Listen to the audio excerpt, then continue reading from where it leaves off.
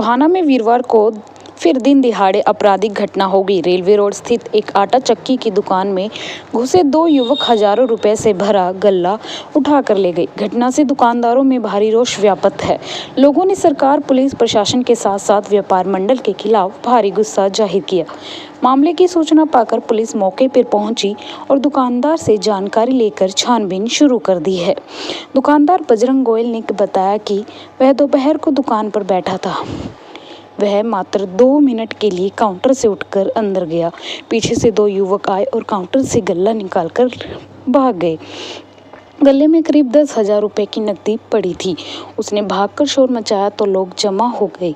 वहीं मौके पर पुलिस अन्य लोगों ने कहा कि न तो पुलिस प्रशासन कुछ कर पा रहा है और न ही व्यापार मंडल कुछ राहत दिला पा रहा है। केवल अधिकारियों के साथ फोटो सेशन चल रहा है। दुकानदारों ने कहा कि अब तो दुकान में बैठने से भी डर लगने लगा है। बता दें कि 17 दिसंबर के बाद एकाएक टोहाना में आपराधिक घटनाएं बढ़ रही हैं।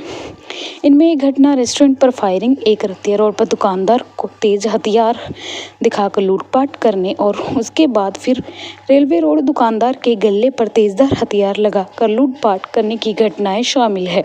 अब इस तरह सरेआम चोरी की घटना सामने आई है। अधिकतर घटनाएं रेलवे रोड पर ही हो रही हैं। गले में कम से कम 8-10 हज़ार रुपये थे और 12 बजे करीब ये वारदात हुई है। और मैं 1 मिनट के लिए कहीं इधर गया था, इतने में पीछे से गला उठा के ले गए। 2 बंदे थे। कोई पहचान हुई है जी किसी तरह? ना पहचान कुछ नहीं। कितने आदमी थे सर वो? 2। तो पुलिस को पता दे दिया?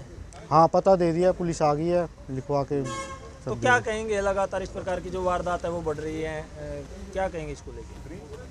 क्या कहेंगे इसको बताओ। अब ये मतलब रोज वारदातें हो रही है तो इस पर कुछ गवर्नमेंट सरकार की तरफ से कोई भी वो नहीं है, इसका मतलब कंट्रोल नहीं हो रहा कुछ भी।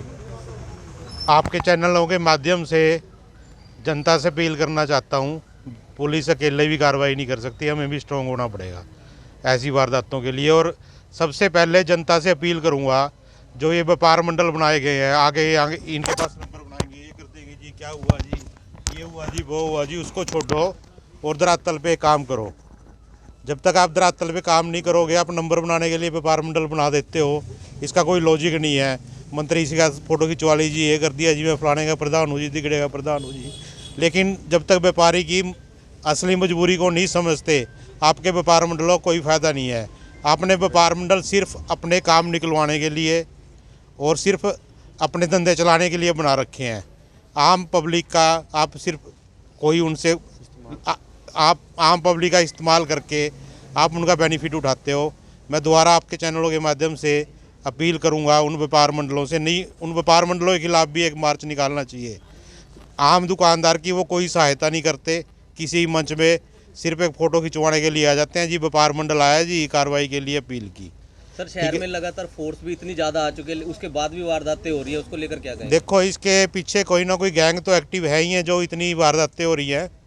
तो मैं देखो, पुलिस भी सरगर्मी से अपनी, इन्होंने कॉल किया, तुरंत आ गई, तो ये भी एक बहुत अच्छी बात है, नहीं तो आधा घंटा पुलिस नहीं आती। पर मैं यही अपील करूँगा भी, जब तक हम भी आम पब्लिक को भी कुछ अथॉरिटी देनी चाहिए। मान लो कोई मेरी दुकान पे गल्ला उठाने आता है या मेरी गर्दन पे चाकू उठा रख के अटैक करने आता है, पैसे लूटने आता है, हमें भी कोई अथॉरिटी हो भी, हम भी हथियार रखें और उनका मुकाबला सख्ती से करें। अगर हम मान लो उनके ऊपर अटैक कर देते हैं तो कहीं ना कहीं हमें ही फंसा लिया जाएगा। जब तक पब्लिक को थोड़ी अथॉरिटी नहीं देते आप, तो ये पॉसिबल नहीं है, ये वारदातें ऐसी बढ़ती जाएंगी, आप देख लेना। अभी तो शुरुआत हुई है टोहाना में। प्रशासन या पुलिस को चुनौती दी जा रही है। ये मैं कह रहा हूँ गवर्नमेंट को चुनौती है ये सरेआम। जो हमारे मंत्री और बड़े बड़े दावे करते हैं, स्वच्छ प्रशासन, ये प्रशासन, वो प्रशासन, सभी फ्रॉड है ये, मेरे को तो फ्रॉड लगते हैं। ये 80 लाख रुपए लाइटों पे खर्च दिए, कहीं सुरक्षा का कोई जिम्मेवारी नहीं बनती इनकी प्रधानों की भी, किसी तरह से पब्लिक की, आम जन की, आम दुकानदार की सुरक्षा कर दी जाए। सिर्फ अपनी जेबें भरने तक ही मकसद रह गया है इनका। ये घटना कहाँ की है? ये घटना पंजाब एंड सिंध बैंक के बराबर में और कैनरा बैंक और पंजाब सिंध बैंक के बराबर की घटना है, जहाँ दो फाइनेंस के अड्डे बैंक और बड़ौदा के सामने ये इंसिडेंट होना कोई छोटी बात नहीं है। इस पे मैं कहता हूँ तुरंत एक्शन होना चाहिए और चोर पकड़े जाने चाहिए। अगर देखो जागब साहब एक ईमानदार ऑफिसर है, कि मैं आशा करता हूँ पुलिस इस पर जल्दी कार्रवाई करेगी। पब्लिक से भी आशा करता हूँ आप इन डकोसलेबाज व्यापार मंडल के प्रधानों से बच के रहें।